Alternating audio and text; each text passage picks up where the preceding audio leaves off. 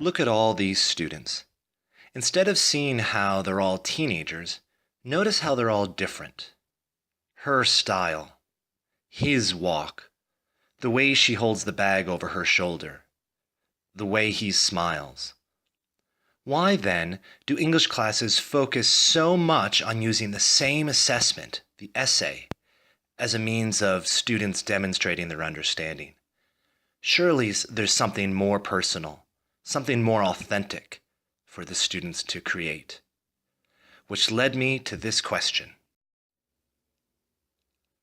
I had always created a variety of resources to assist students, but that was simply substituting the paper material for digital copies. It wasn't reinventing the learning. I learned about flipped learning, the process where teachers create short videos to deliver content or demonstrate skills. It was invented by Jonathan Bergman and Aaron Sams in 2007.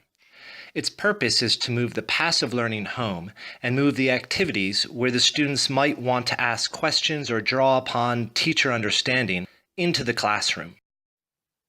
But I hadn't seen how it could apply to an English classroom, so I did some research. Inspiration came from realizing that flipped learning doesn't just mean recording lectures. At its core, flipped learning is about creating resources to allow students to develop at their own pace and in their own way, which maximizes student-teacher time. I realized my one-on-one conversations with students, short sessions where I helped an individual overcome a cognitive obstacle, could be filmed and made available. So I did that. There are a few pieces of hyperbole in this passage, and they're all essentially referring to the same thing. So first, Grandpa Joe claims that he could eat the whole field of the swudge, the candied grass. Now, clearly he can't actually eat the whole field. What he means by that literally is, yummy, this tastes good, I could eat it until I am full. But he goes on to extend that image and compares himself to a cow in the way that he would eat it, and then mentions that he would eat every single blade of grass.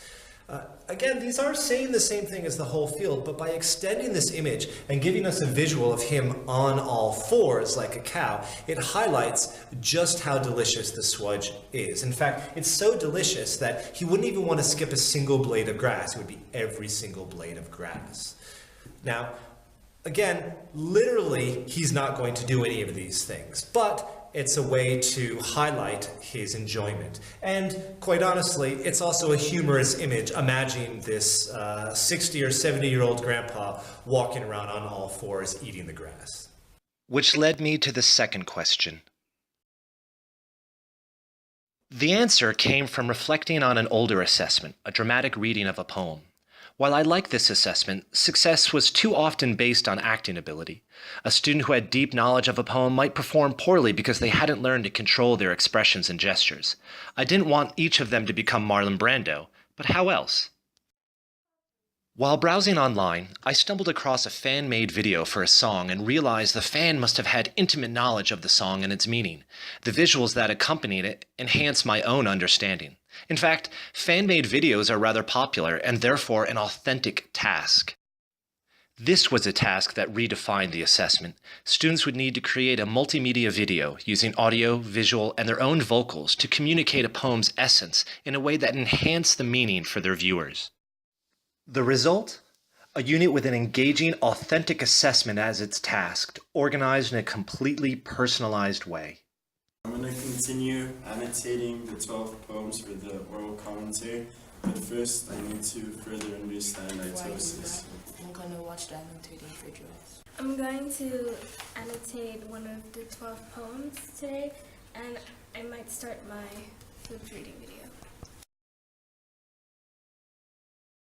I mostly enjoyed how you can choose when to do all your assessments.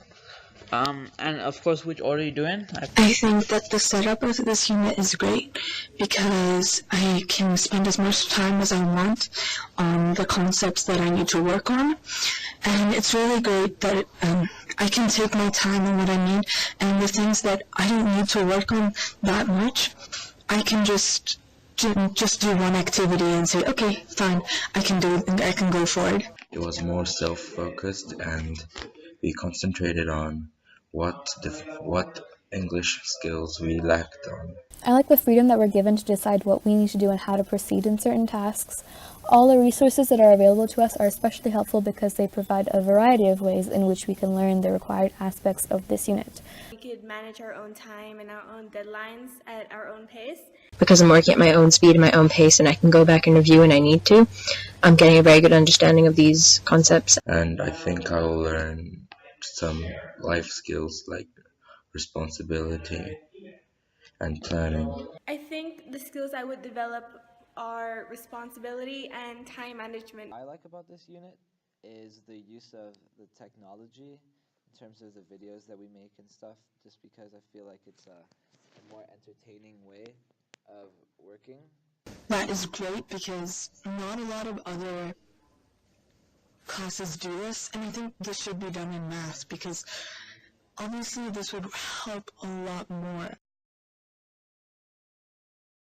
The visual reading is really good. I really enjoyed creating my visual reading because personally, I really enjoyed doing the visual reading. What I liked about this unit is the visual reading. The visual reading was the most fun project to do in this poetry unit. It's a really good way to show what we think and how we interpret what we've learned. Having someone you don't even know comments on my video felt awesome. Doing a visual reading to demonstrate understanding is a very effective way to clearly demonstrate how well the student understands something, because it's one thing to put things into words, but it's another to use actual visuals to show what's going on in your head. it puts a creative twist on an otherwise relatively ordinary unit, and it gives us freedom to explore a poem of our choice. I think you should really do this next year.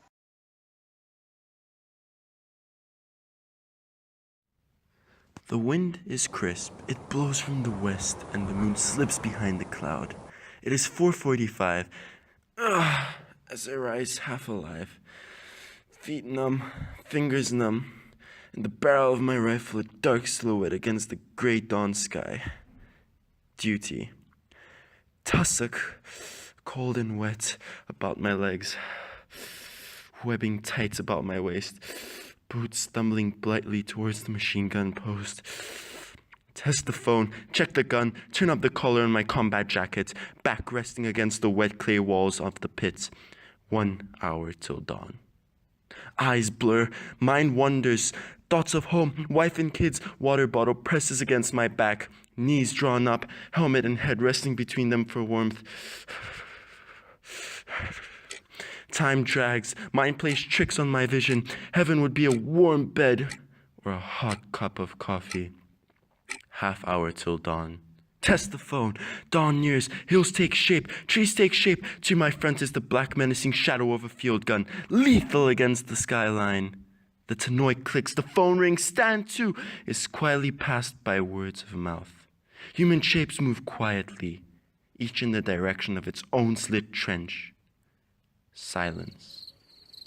Experience shows this to be the most likely time for an attack. Time lapses, nothing moves, save only the chill wind blowing gently through the tussock. Silence. Birds break into song. The first rays of the new dawn sun burst forth, spreading warmth and life into everything it reaches out and touches. And for the gunners, another day begins. Stand down!